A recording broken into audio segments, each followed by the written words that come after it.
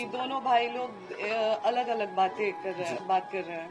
और दूसरी बात कि चुनाव को लेके कि इतना आप गिर गई, तो चुनाव को लेके मैं गिरी।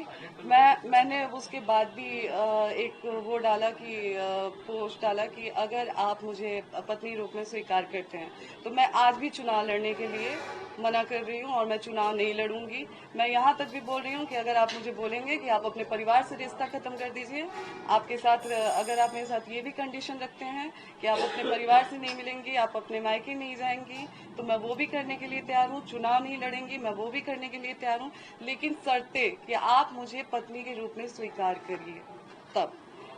और चुनाव की बात तो आप लोग ही बताएं कि 15 साल से पार्टी में स्टार प्रचारक के रूप में पवन जी ने काम किया है।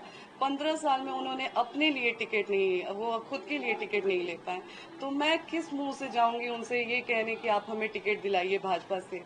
मेरा ये सवाल है कि किस मुंह से आखिर मैं जाऊंगी। पहले वो अपने लिए तो टिकट ले लें, फिर तो वो हमें दिलाएंगे। जो 15 साल में कार्यकर्ता के रूप में काम किए पार्टी में, फिर भी उनको पार्टी के द्वारा टिकट नहीं मिला, तो वो हमें टिकट क्या दिलाएंगे। और बच्चे की बात रही कि बच्चे के लिए वो तरस रहे हैं, तो जो इंसान बच्चे के लिए तरसता है वो दवा नहीं खिलाता है अपनी पत्नी को। मुझे हर बार दवा खिलाया गया और बहुत सारी चीज़ें मैंने आज भी मीडिया में नहीं रखी थी, लेकिन आज पवन जी ने मुझे मजबूर कर दिया है। मैं पवन जी को बदनाम नहीं कर रही हूँ, मैं बस अपना पक्ष रख रही हूँ। खुद के बारे में जो चीज़ें हैं वो मैं आज मीडिया में रख रही हूँ। पवन जी द्वारा मुझे जब दवा खिलाया जाता था, उस चीज़ के विरोध में जब मैं बोलती थी, तो मुझे इतना टॉर्चर किया गया कि मैंने स्लीपिंग पिल्स खा लिया था, नींद की गोली। उस समय उनके भैया रानू भैया जी थे, और उनके टीम मेंबर में से दीपक भैया थे, विक्की जी थे। रात के 2 बजे वो लोग मुझे उठा के हॉस्पिटल ले गए और वहाँ पे मेरा इलाज हुआ। हॉस्पिटल का नाम मैं आपको दिखाती हूँ। कौन सी दवा देते थे ज्योति जी, बता सकती है क्या? जी वो जो गर्भपात का दवा खिलाते थे मुझे। और अच्छा, आपने कंडीशनल जवाब दिया ज्योति जी, अगर मान लीजिए बीजेपी, जेडीयू, आरजेडी कोई आपको अपनी तरफ से टिकट ऑफर करती है तो क्या आप चुनाव लड़ना चाहेंगे? अगर पवन जी पत्नी के रूप में मुझे स्वीकार करते हैं तो मैंने पहले भी बोला है और अभी भी बोल रही हूँ कि मैं चुनाव नहीं लड़ूंगी। और अगर पवन जी मुझे पत्नी के रूप में स्वीकार ही नहीं करते हैं तो आज मैं भी समाज से पूछना चाहूंगी, क्या मुझे जीने का हक नहीं है? अगर पत्नी के रूप में वो मुझे स्वीकार करते ही नहीं है तो मैं कहाँ जाऊँ? क्या मैं अपने लिए खड़ी नहीं हूँ? क्या मैं एक ऐसी औरत बन के रह जाऊं कि लोग मुझे देख के ये सोचे कि मैं हार गई अपनी चीजों से? आज मुझे कई महिलाएं देख के उनको हिम्मत मिल रही है, कई महिलाएं मेरे लिए खड़ी हैं। आप चुनाव लड़ेंगे पवन सिंह के खिलाफ? अगर वो पत्नी, अगर ये मौका मिलता है तो आप चुनाव लड़ना चाहेंगे इनके खिलाफ? आप लड़ेंगे, उनके खिलाफ लड़ेंगी? बात चुनाव की है ही नहीं। देखिए, मैं उन्होंने तो पूरे बात चुनाव पे ही डाल दी है। जी, उन्होंने कहा कि चुनाव की वजह से आप एकदम से अगर वो पत्नी के रूप में स्वीकार नहीं करते हैं तो मेरे पास फिर कोई रास्ता ही नहीं है। चुनाव लड़ेंगे। जी, किसी से बात चल रही है आपकी? किसी पार्टी से कौन देगा टिकट? फिलहाल देखिए, अभी तो कुछ टाइम से मैं यहीं पे हूँ, तो मेरा जो भी बातचीत हो रहा था वो भी फिलहाल इन सब चीज़ों में इतनी बुरी तरह से मैं वो हो गई हूँ कि अभी फिलहाल मेरी किसी से कोई बातचीत नहीं है। नहीं, मेरा इंटेंशन ये नहीं है कि मुझे पवन जी के खिलाफ लड़ना है। बाकी पार्टी मुझे जहाँ से अगर लड़ाती है या फिर पार्टी टिकट देती है तो फिर जैसा पार्टी का आदेश होता है वैसे। जी, मैंने बोला कि इतने टाइम में मेरी थोड़ी सी पार्टी से संपर्क टूट गई है जहाँ पे बातचीत। जी मैं अभी उस पार्टी का नाम एक्सपोज नहीं करना चाहती। मैंने बोला तो कि जहाँ से पार्टी मुझे मौका देती है वहाँ से मैं चुनाव काराकाट में आपको देखा गया है ना, लगातार जनता से संपर्क करते हुए, तो क्या वो सीट आप सबसे ज्यादा प्रेफर कर रही हैं? जी बिल्कुल, मैं जहाँ पे बैठी हूँ वहाँ पे मैंने काराकाट के लिए ही मांग की है, क्योंकि लोकसभा चुनाव में पवन जी जब लोकसभा चुनाव लड़े थे उसके बाद पवन जी एक भी बार वहाँ पे नहीं गए। लोगों की उम्मीद, जो 2,75,000 लोगों ने उनको वोट दिया था, उन लोगों की भी इमोशंस के साथ खिलवाड़ हुआ।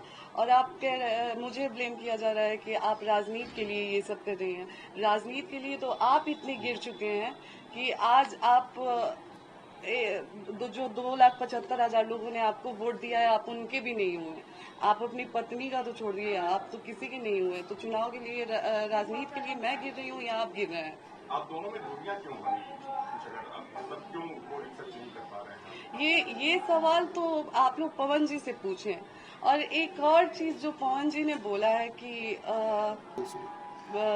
जब मामला कोर्ट में है, तो एक सवाल आज लोगों से, जनता से मेरा भी है। मैं चाहूंगी कि जनता ये सवाल मेरे तरफ से पवन जी से करे, क्योंकि मेरे किसी भी सवाल का जवाब तो पवन जी दे नहीं रहे हैं। मैं कुछ भी पूछ रही हूँ तो वो बोल नहीं रहे हैं।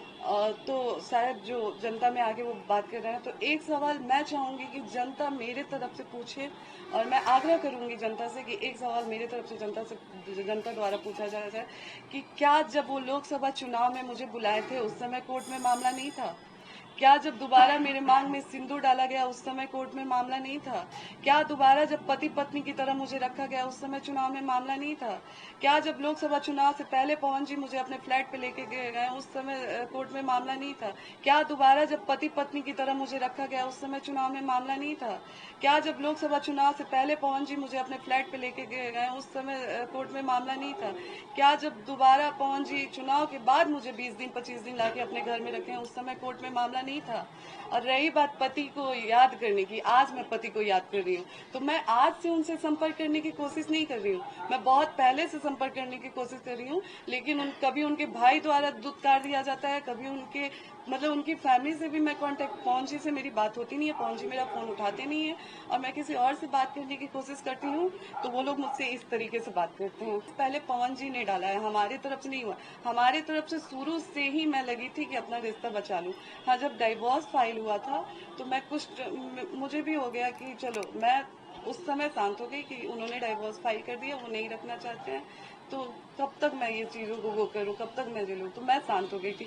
लेकिन दोबारा जब ये लोकसभा चुनाव में बुला के मुझे यूज किया गया, मेरे मांग में सिंदूर भरा गया, तो क्या मेरा कोई मान सम्मान नहीं है?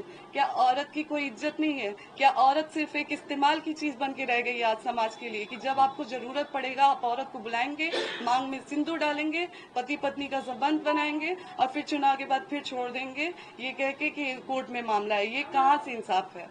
पिताजी ने उनसे हमारी शादी की, तो हमारे विदाई के समय उन्होंने एक ही चीज हमारे कान में डाला कि बेटा, आपकी शादी आम लोग से नहीं हो रही है, आपकी शादी एक स्टार से हो रही है, और आपको जीवन में कहीं ना कहीं कॉम्प्रोमाइज करके चलना होगा। तो इस चीज का ध्यान रखिएगा।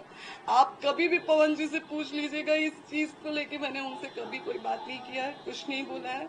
जो हालांकि बहुत सारी चीजें ऐसी हैं, जो बहुत सारी चीजें एक पत्नी होने के नाते कोई पत्नी नहीं बर्दाश्त करेगी। और मैंने बोला है ना, समय, और अगर जरूरत पड़ेगी, एक बार पवन जी अगर लाइव आके बोल देते हैं कि आप मैं नहीं कर पाऊंगा कुछ भी, जो भी चीजें हो, नहीं रह पाऊंगा आपके साथ, आप मेरे लिए, मेरे जो भी है